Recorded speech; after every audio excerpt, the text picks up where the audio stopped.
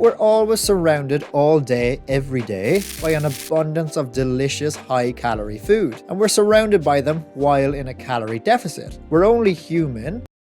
Binging will happen from time to time. Binging happens for a number of reasons. Maybe you skipped a meal because you were so busy and your hunger hormone ghrelin rose too much. Maybe you're having a bad day. Maybe you're on your period. Maybe you're stressed. Maybe you're just fed up with trying to remain in a calorie deficit all the time. There's loads of reasons binging might happen, and it does happen. So let's say you've lost control and you've fallen into a binge.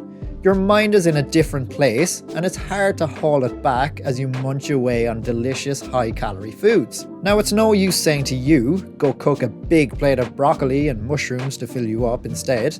It's not realistic. No one's going to do that. What is realistic though is drinking a liter of flavored water or diet soda. You might already be sipping on a can of diet soda, but try to make a concerted effort to get a pint or a full liter of fluids into you before you take another bite. Flavored water is probably easiest because it can be hard to drink lots of carbonated fluids in one go.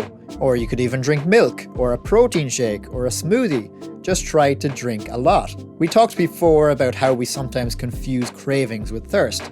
That still holds true even in the middle of a binge. Drink loads in one go and you might just readjust your mindset enough.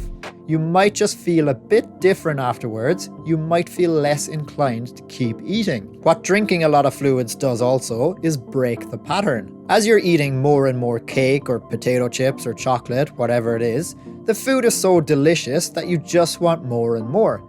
Your brain becomes fixated on repeatedly eating this delicious thing.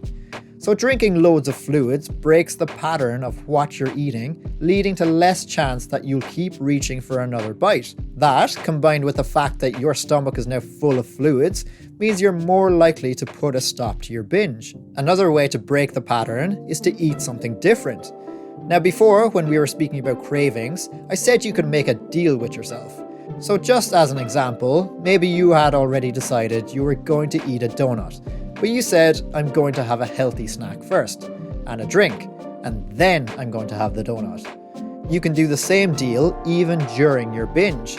You can make the same deal with yourself. So you're munching away endlessly on potato chips.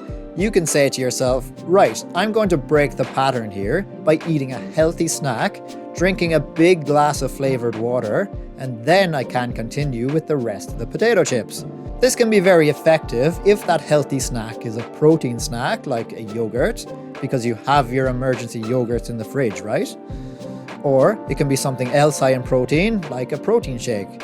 You're breaking that pattern with protein, which means you're giving the body what it really wants, making you feel fuller, quickly. When your body is in that rhythm, break the pattern with what your body really wants, protein and water. It doesn't even have to be protein. Some fruit is perfect too because it's full of nutrients the body wants and it's actually tasty and sweet. But that can actually be hard when you're binging, to make a deal with yourself like that. You're in a different state of mind, you're not yourself. You're just thinking, whatever, I want the potato chips. I don't care anymore. I don't even want to get off the couch, not even for a drink. We've all been there. But try to remember the 1-minute rule. Gateway habits. Don't think about drinking a liter of water. Think about the first step. Think about just filling a glass. Don't think about eating a banana. Just think about peeling it. As soon as you do the first step, it becomes much easier to follow it up with the rest of the action. Gateway habits is the easiest possible first step and often leads to a more productive path. Just focus on the easy first step. You've made it to the deep end, so consider booping that like button, maybe even the subscribe button. It also helps if you try to quantify your binge eating. Lots of people think that as soon as you go into a calorie surplus, that's that. A bad day is a bad day. Everything you're adding onto that surplus counts. There's a big difference between eating 4,000 calories in a day and eating 6,000.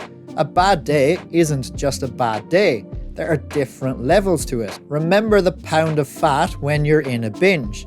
Every extra calorie counts towards one of these. 1 pound of fat is equivalent to every excess of 3,500 calories. So next time you're in a binge, it's fine, don't worry, it happens. Just don't let it run away from you. That's why it helps to quantify things, even though it might be difficult mentally to do that. I used to find this very hard to do. I'm eating a whole bunch of chocolate, a big family-sized bar, I've totally lost control, I'm cringing at how many calories I've gone over my total metabolic rate for the day. It's much easier to keep my head in the sand in that situation. It's easier just turning a blind eye and not knowing. Remaining ignorant is far easier than facing bad news. But try to pull yourself to do it. Write it down, even rough estimates. One chocolate bar here, 600 calories. 700 calories of potato chips. Another 4 mini cakes, 100 calories each. That's 1700 calories. Sometimes you might be pleasantly surprised. Maybe it's not as bad as you would have thought. You might think 1700 calories. That's a lot, sure, but not as many as I would have thought. Okay, I lost control, but it's not the end of the world. I'll stop binging now before it really gets out of control. I can aim for a deficit tomorrow instead. Tomorrow's another day. Sometimes though, it is as bad as you thought. Maybe your binge was 2500 calories. Maybe you ate all that, but there was a pizza thrown in on top of it all. But quantifying the binge can help here too. You say, okay, I lost control, 2500 calories, but I'm not going to let it get to 3000 calories. And you can be proud that you reined it in and put a stop to it. Try to set that limit. You can even carry on with a bit more junk food. You might say to yourself, I want some more chocolate, but it's not going past 3000 calories. That's my limit. And then, in such a situation, what might well have ended up as a 4000 calorie surplus or more, if you just kept mindlessly eating, you've managed to rein it in to keep it at 3000. Because you know not all binges are equal. That's potentially 1000 extra calories you've saved on a really bad day. It all counts towards this. Every extra calorie you consume during a binge adds on more and more body fat. Writing it down not just makes you more aware of your situation, but it also makes you more accountable. It reminds you of your overall goals and reminds you of your progress so far. Seeing the calories consumed so far on your binge, seeing them written down, can help reshape your mindset. You've lost control, sure, but seeing it written down, you now may think, right, here is the damage I'm causing to my weight loss goals. I need to put a stop to this. In a year's time, what will be more important to me?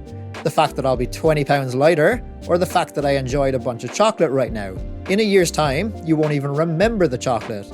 Think back to a year ago from today. Maybe you had a bunch of chocolate then. Do you even remember it? Probably not. So was it really worth it?